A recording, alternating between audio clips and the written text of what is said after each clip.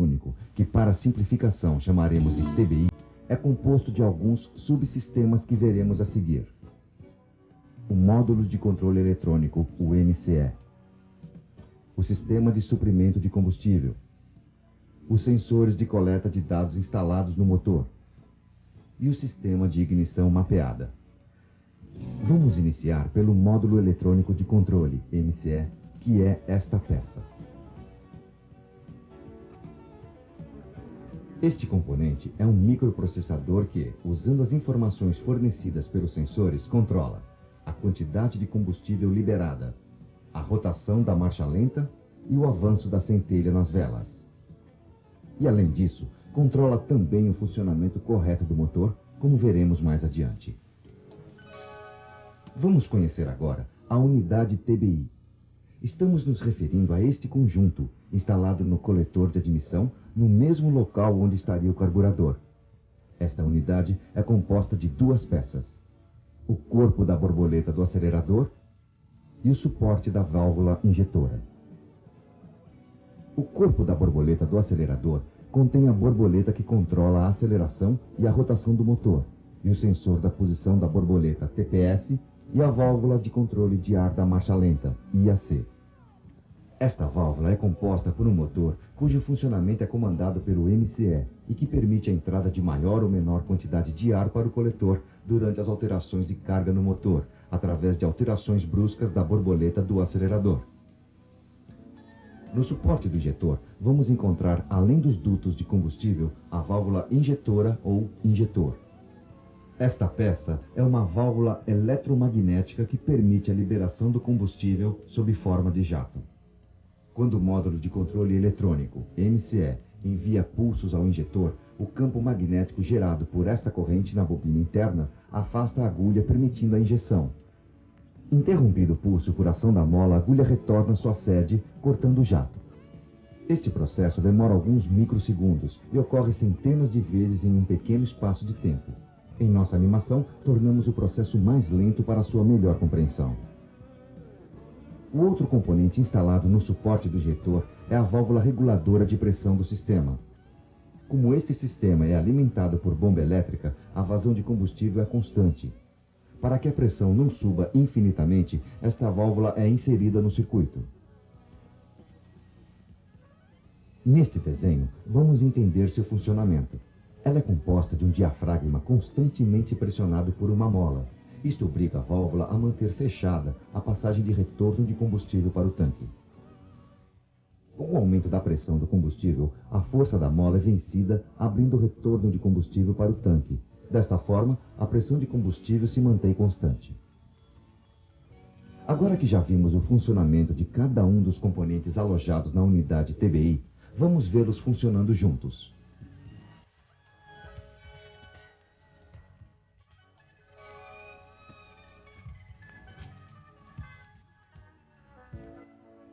Entretanto, ainda não vimos como o combustível é pressurizado. O responsável por este trabalho é esta bomba elétrica de roletes. Vamos ver como ela funciona.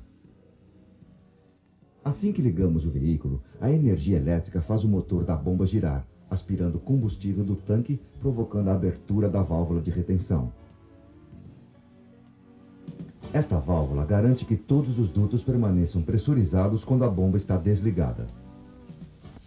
Com o funcionamento do motor, o combustível é comprimido a partir da bomba até o injetor e a válvula reguladora de pressão que vimos anteriormente. Como os roletes pressionam o combustível, vamos ver nesta outra animação. Um rotor excêntrico comprime o combustível contra as paredes da carcaça, forçando a circulação do mesmo. Caso ocorra um entupimento ou uma obstrução no sistema de retorno de combustível, abre-se esta válvula de segurança, impedindo o aumento descontrolado de pressão nos dutos, o que poderia provocar vazamento. Esta é a posição de montagem de bomba e do filtro no veículo. Sobre ela, existe esta proteção em chapa estampada. Para a visualização de todo o circuito, vamos percorrer o caminho do combustível. A partir do tanque, ele é aspirado pela bomba. Passa por um filtro de onde vai para o suporte do injetor.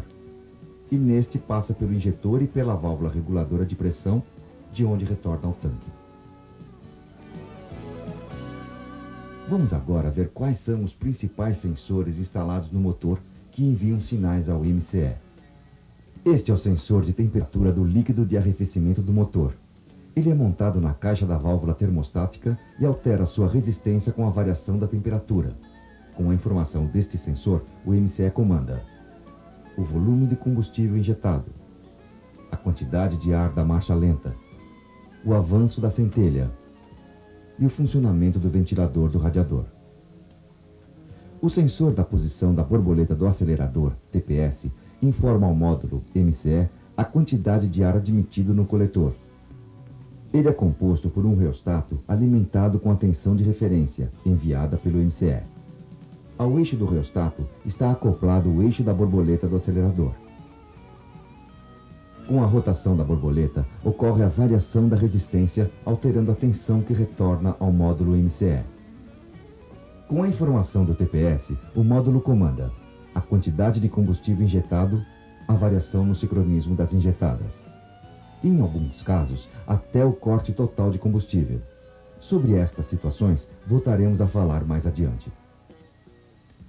O próximo componente a ser comentado é o sensor de pressão absoluta do coletor de admissão, ou MAP.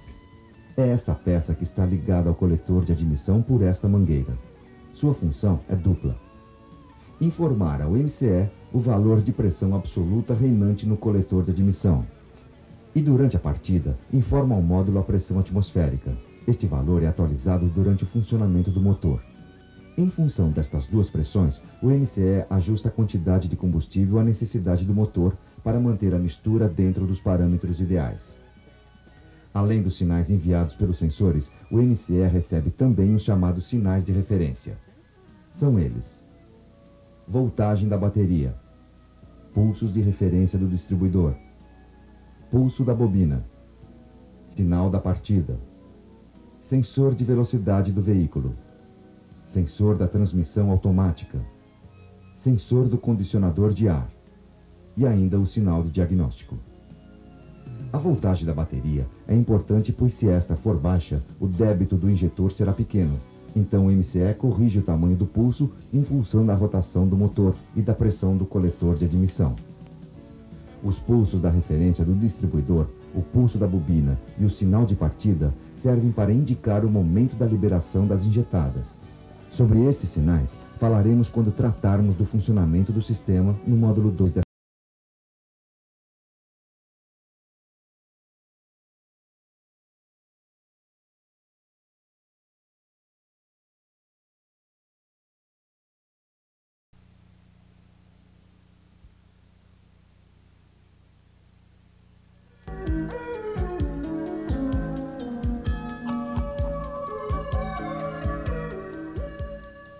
Como vimos no módulo anterior, o sistema de injeção eletrônica de combustível com injetor único no corpo da borboleta tem seu funcionamento controlado por um microprocessador.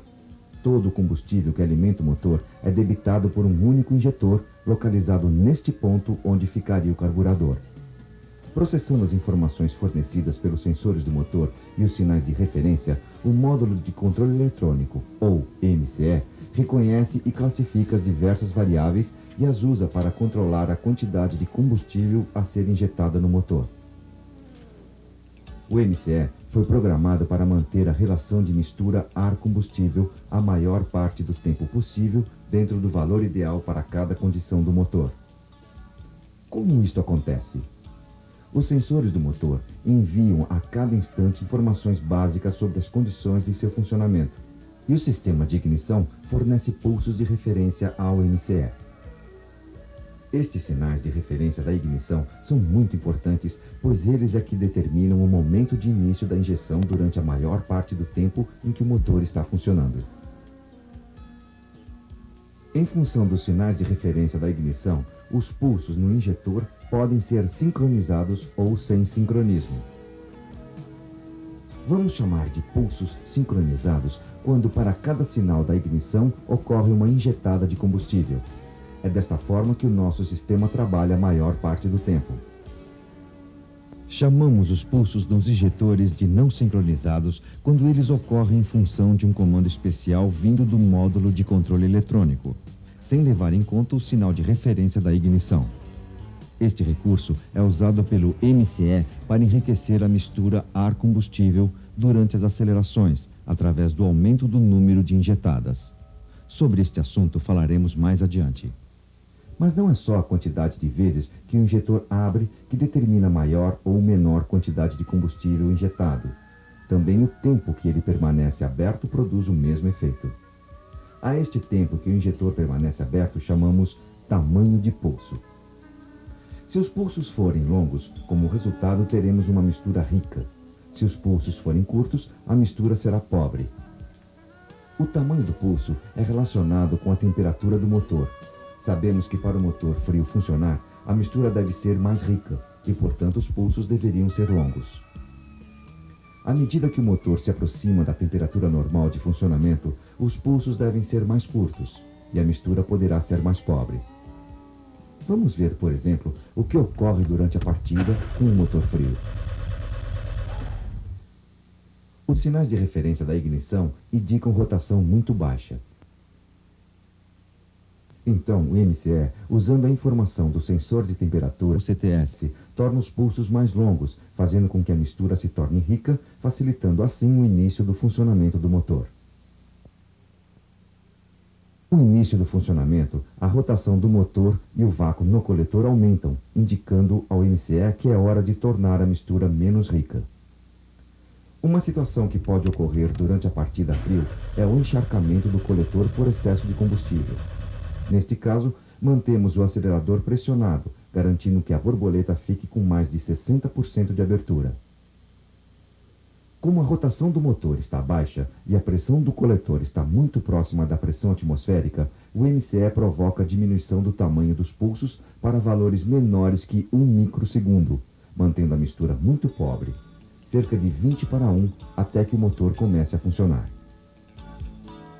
Vamos agora analisar estas 3 situações que ocorrem normalmente durante o funcionamento do motor.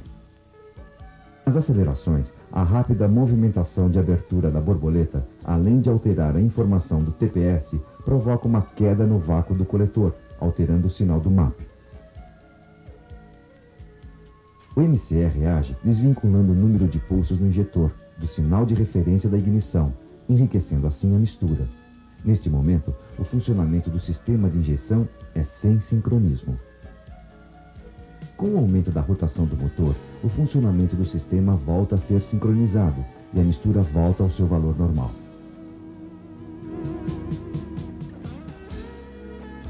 Durante as desacelerações, o fechamento da borboleta, além de provocar um aumento no vácuo do coletor, alterando o sinal do MAP, altera o sinal do TPS. O MCE reage, diminuindo o tamanho dos pulsos, apesar de manter o sincronismo com o sinal de referência da ignição, provocando o empobrecimento da mistura até que a rotação do motor atinja valores compatíveis com a posição da borboleta.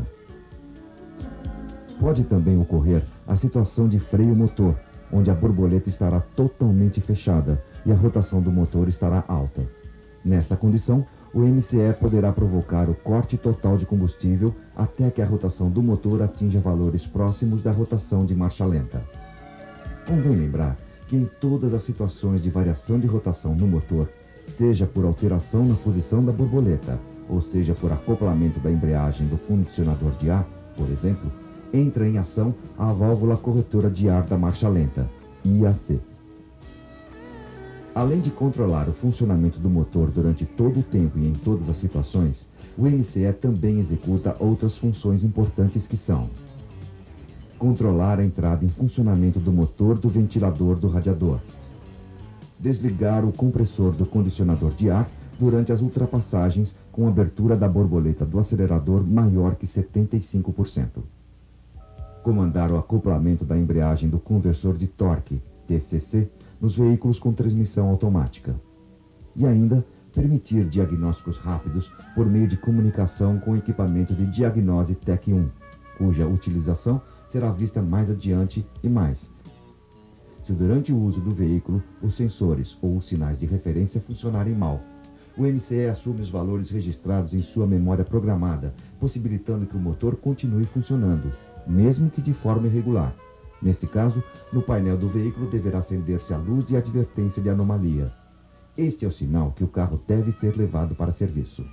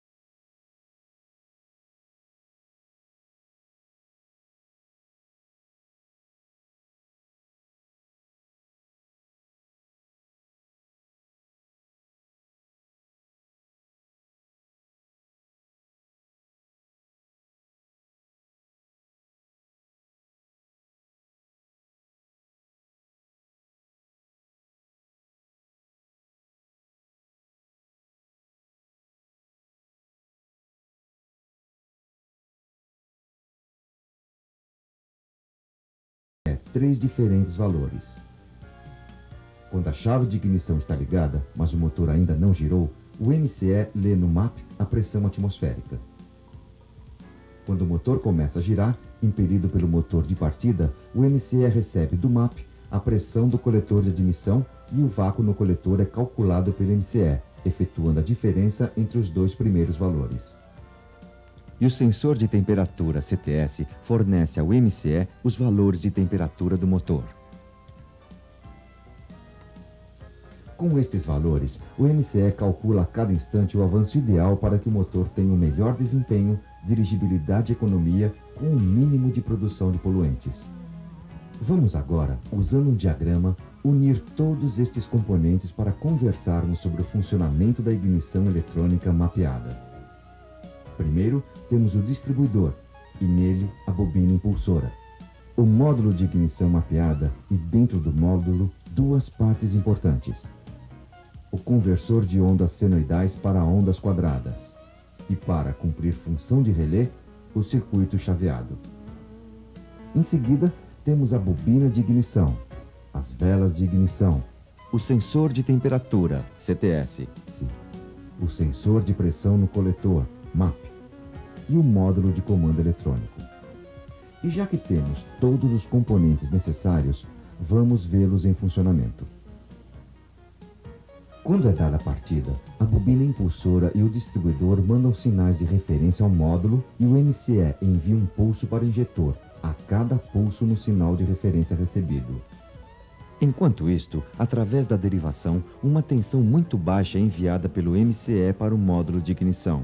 Em função da baixa tensão, o MCE não consegue assumir o controle e o módulo de ignição manda sinais de referência diretamente para a bobina para que ocorram centelhas nas velas. Quando o motor começa a funcionar e a sua rotação sobe para mais de 600 RPM, a tensão gerada pela bobina impulsora aumenta. O MCE reconhece este aumento e aumenta a tensão na linha derivação. Com este aumento de tensão, imediatamente, o módulo da ignição, cumprindo sua função de relé, muda a posição da chave de controle interligando a bobina de ignição ao sinal de controle proveniente do MCE. Quando isto ocorre, os sinais que vão para a bobina e que geram o sincronismo das centelhas passam a ser controlados pelas condições de operação do motor, pelos sinais enviados pelo sensor MA, pelo sensor de temperatura do motor CTS e pela continuação dos sinais gerados pela bobina impulsora do distribuidor. Os sinais recebidos pelo MCE são processados e geram os pulsos de comando, obedecendo às regras gravadas numa parte do MCE chamada PROM, ou memória programável. O PROM é um componente eletrônico que contém a gravação das especificações de calibração de uso.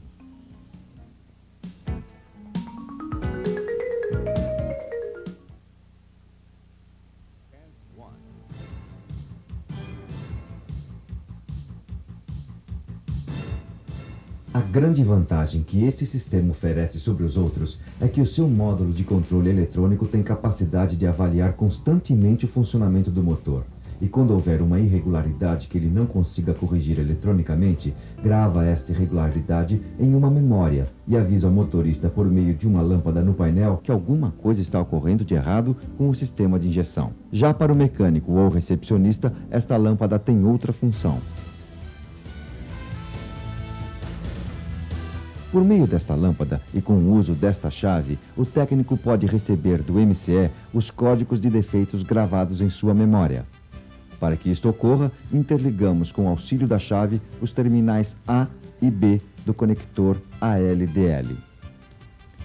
Este conector está instalado abaixo do porta-luvas junto ao MCE. Feita a interligação, a lâmpada passa a piscar de forma cadenciada, indicando por meio da quantidade de vezes que acende, números a serem anotados. Os números são compostos por uma sequência de piscadas rápidas, seguida de um intervalo e novamente uma sequência rápida de piscadas. Cada sequência numérica é repetida 3 vezes. A primeira sequência numérica é sempre o número 12, que indica a ausência de sinal de referência do distribuidor. Isto poderá ser um defeito real, bem como pode indicar apenas que o motor não está girando. Os códigos de defeitos aparecem sempre em sequência crescente. Após todos os códigos terem sido passados, o ciclo se repete, isto é, o sistema volta a indicar código 12. De posse de todos os códigos anotados, consultamos a informação técnica ou o manual de reparações para transformarmos os códigos numéricos em diagnósticos. Uma vez corrigidos os defeitos apontados, temos que apagar a memória de defeitos do MCE para que a lâmpada indicadora pare de acender. Para isto, desligamos o fusível de proteção do MCE na caixa de fusíveis. Apesar de simples, o sistema de autodiagnóstico não é completo. Por este motivo, o ideal é usarmos o equipamento de diagnose TEC 1. Quando interligado ao TEC 1, o MCE passa a este as informações sobre as irregularidades. Então, por meio de mensagens numa tela, o TEC 1 revela o que está ocorrendo no motor do veículo. Embora o TEC 1 seja uma ferramenta muito poderosa, ele não pode substituir o seu conhecimento e sua habilidade. Para obter o melhor rendimento dessa ferramenta, você precisará ter um conhecimento profundo dos sistemas dos veículos. Recomenda-se que você use o TEC 1 em conjunto com o manual de serviço do veículo que você está diagnosticando. Este é o conjunto TEC 1 que vamos demonstrar. O kit do equipamento se compõe de manual do operador e manual do cartucho MCE 1991 deste computador, que é o TEC 1 propriamente dito. este cabo de conexão que permite a interligação do TEC 1 através do terminal ALDL com o MCE do veículo a ser testado. E também permite a conexão do TEC 1 com a bateria, de onde ele receberá energia para funcionar. Deste adaptador para autoteste e deste conjunto de cabos e interface que permitem a conexão do TEC 1 com o microcomputador, impressora e mesmo com outro TEC 1 via linha telefônica. E finalmente, o cartucho MCE 1991, que foi desenvolvido especialmente para os veículos fabricados pela GM do Brasil, equipados com TBI. Vamos iniciar inserindo o cartucho MCE 1991 no TEC 1. A operação é bastante simples, uma vez que o cartucho só entra em seu alojamento se for inserido na posição correta. Ao empurrarmos o cartucho, estas travas deverão produzir ruído característico ao atingirem seus alojamentos. É o sinal de que o cartucho foi bem interligado. O TEC 1 tem em suas funções uma rotina de autoteste. Vamos iniciar o uso do equipamento com esta rotina.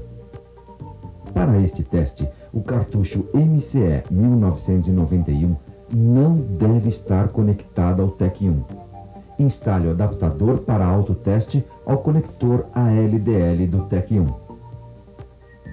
Conecte o terminal de alimentação ao soquete acendedor de cigarros e ligue a chave de ignição, sem dar partida no motor.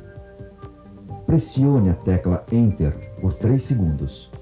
Aparecerá no visor a mensagem Autoteste. Pressione uma das teclas numeradas de 0 a 8. Cada tecla pressionada inicia a rotina de teste de uma determinada função.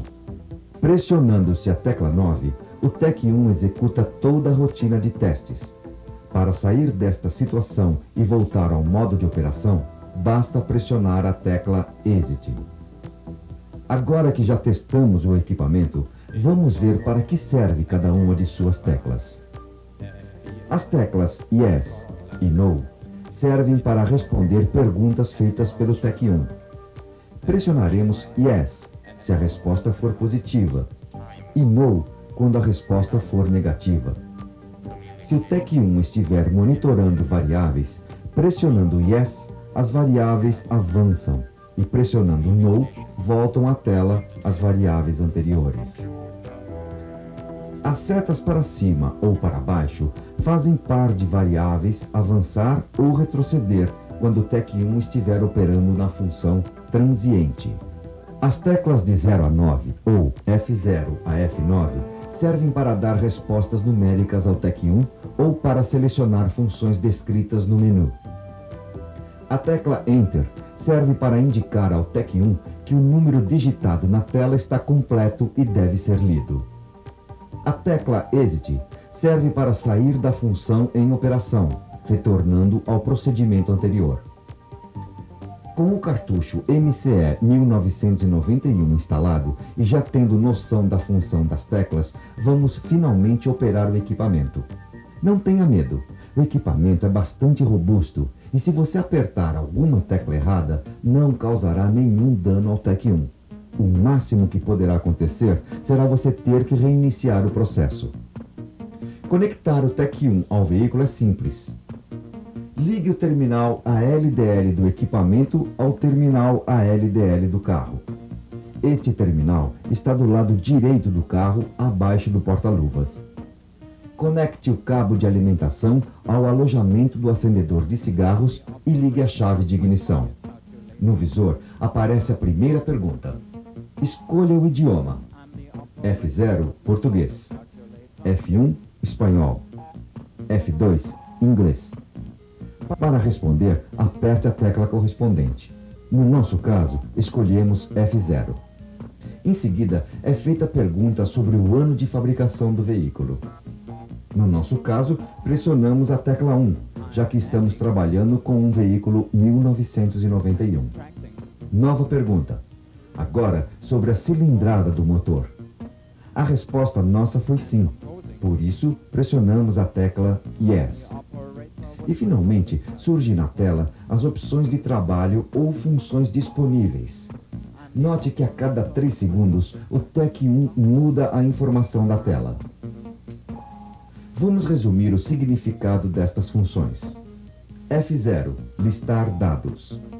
Nesta função, surgem na tela variáveis monitoradas pelo MCE e transferidas para o TEC1.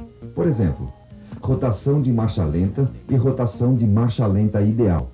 Interpretando estas informações, poderemos encontrar discrepâncias, o que nos indicará que algo está errado no sistema. Vamos pressionar F0 e no visor surgem duas opções. F0, diagnóstico.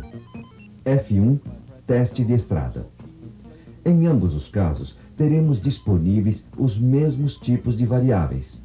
Entretanto, na função diagnóstico, o MCE fixa alguns valores e, por este motivo, o carro não deve ser movimentado nesta função.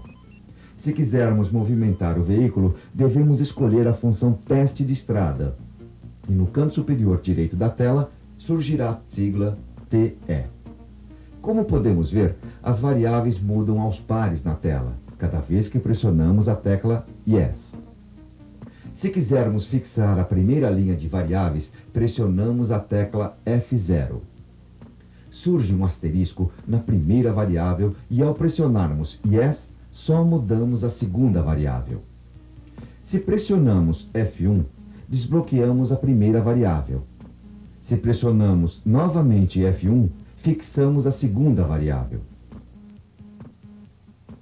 Para voltarmos ao menu inicial, basta pressionarmos a tecla Exit tantas vezes quanto necessárias, lembrando que cada vez retornamos à função anterior à da tela. No menu principal, vamos ver o significado da função F1. Nesta função, as mesmas variáveis são mostradas na tela e podemos operá-las da mesma forma que na função F0, listar dados. Entretanto, nesta função, o TEC1 impõe algumas condições de teste ao MCE. Na tela, durante a exibição de variáveis, surge no canto direito as letras V, E, R. A função F2, código de falhas, permite a leitura em tela dos códigos de defeitos registrados na memória do MCE. Essas informações permanecem em tela durante 3 segundos e são substituídas por um novo código. O ciclo de código se repete até que acionemos a tecla Exit. A próxima função, F3 transiente, é muito útil para localizar defeitos intermitentes, pois nesta condição o TEC1 gera um arquivo de informações que, quando consultados, nos dará ótima condição de diagnóstico. Escolhendo F3, surgem as opções diagnóstico ou teste de estrada. Optando por qualquer uma das duas, surgem na tela 5 opções que precisam ser bem entendidas. F0, código qualquer.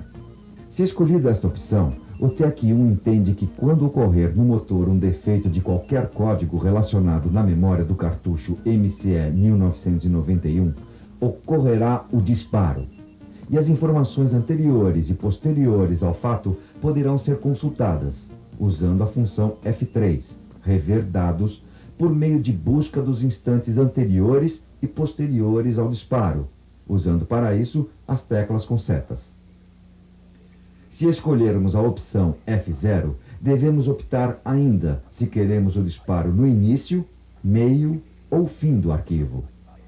Isto porque a memória do TEC1 tem capacidade para armazenar até 231 amostras. Se nos interessa conhecer o que aconteceu antes do defeito, por exemplo, devemos optar por F1, meio. F1, código único.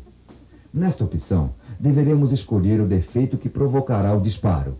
Feito isto, o TEC1 ficará memorizando todas as leituras até que ocorra o código do defeito escolhido.